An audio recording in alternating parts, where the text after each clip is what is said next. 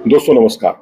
Eliminator खेला जाना है राजस्थान रॉयल्स और आरसीबी के बीच में, लेकिन सबसे ज्यादा चर्चा का विषय अगर कोई है तो वो है विराट कोहली। जी हाँ, विराट कोहली सबसे ज्यादा चर्चा का विषय इसलिए भी है क्योंकि बहुत कंसिस्टेंट है और उनके बल्ले से जब रन बनते हैं तो खुद ब खुद आरसीबी की मुश्किलें हल हो जाती हैं और बाकी अन्य खिलाड़ियों के लिए भी उनकी मौजूदगी काफी हद तक तारणहार साबित होती है, संबल साबित होती है, क्योंकि वो अपने बाकी खिलाड़ियों को प्रेरित करते हैं आगे बढ़ने के लिए, कुछ अच्छा करने के लिए। चाहे रजत पाटीदार हो, चाहे वो कैमरून ग्रीन हो, इन सब ने विराट कोहली के साथ कई अच्छी पार्टनरशिप्स की हैं।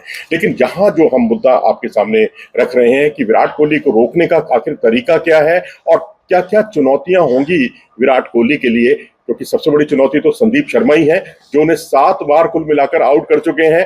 तो ये बहुत विलक्षण बात होगी उनको किस तरीके से वो सामना करते हैं, क्योंकि संदीप शर्मा जब भी गेंदबाजी करते हैं तो उनकी गति बहुत ज्यादा नहीं है और उस पर विराट कोहली जो है जब शॉट खेलने के लिए ताकत वाला शॉट खेलने जाते हैं तो कहीं ना कहीं एज लगते हैं उनके बल्ले से और उनके लिए मुश्किलें खड़ी हो जाती हैं। स्विंग उनके पास बहुत जबरदस्त है और स्विंग पर कंट्रोल करना उन्होंने सीख लिया है। तो संदीप शर्मा शुरुआती ओवरों में विराट कोहली के लिए बहुत मुश्किलें खड़ी कर सकते हैं। इतना ही नहीं, ट्रेंट बोल्ट और नांद्रे बर्गर, ये 2 ऐसे बाएं हाथ के तेज गेंदबाज हैं जिनके सामने विराट कोहली को बहुत संभल कर खेलना होगा, क्योंकि उनका रिकॉर्ड अगर आप देखेंगे, पास्ट रिकॉर्ड अगर आप देखेंगे तो बहुत ज्यादा अच्छा नहीं है, खासकर बाएं हाथ के तेज गेंदबाजों के सामने। तो जब भी कोई लेफ्ट आर्म सीमर उनके सामने होता है, गेंद उनकी अंदर की तरफ आती है बहुत तेजी के साथ कट होकर, वहां पर विराट कोहली को थोड़ी सी मुश्किलों का सामना करना पड़ता है।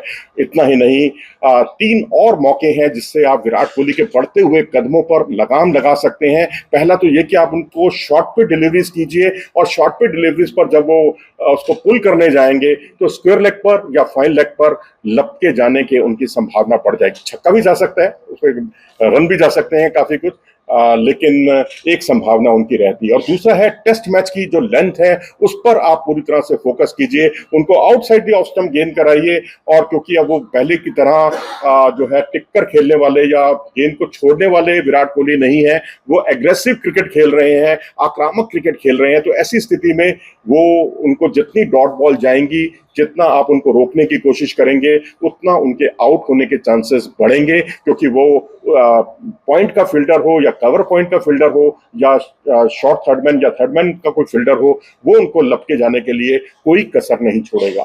तो ये कुछ चीजें हैं जिस पर विराट कोहली के बढ़ते हुए कदमों पर लगाम लगाई जा सकती है। स्ट्राइक रोटेशन जितना आप उनको रोकेंगे उतना विराट कोहली इरिटेट होंगे और उसमें इधर उधर शॉट खेलने के प्रयास में अपना विकेट भी गंवाएंगे।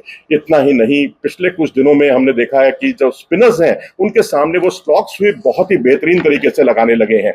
अब आपने तमाम जो गेंदबाज हैं, स्पिनर्स हैं, उनके सामने स्लॉग स्वीप बहुत ही सहजता के साथ लगाए हैं, चाहे वो गुजरात टाइटंस हो या अन्य टीमें हो। लेकिन अब आपके सामने रविचंद्रन अश्विन है या यजुवेंद्र चहल हैं।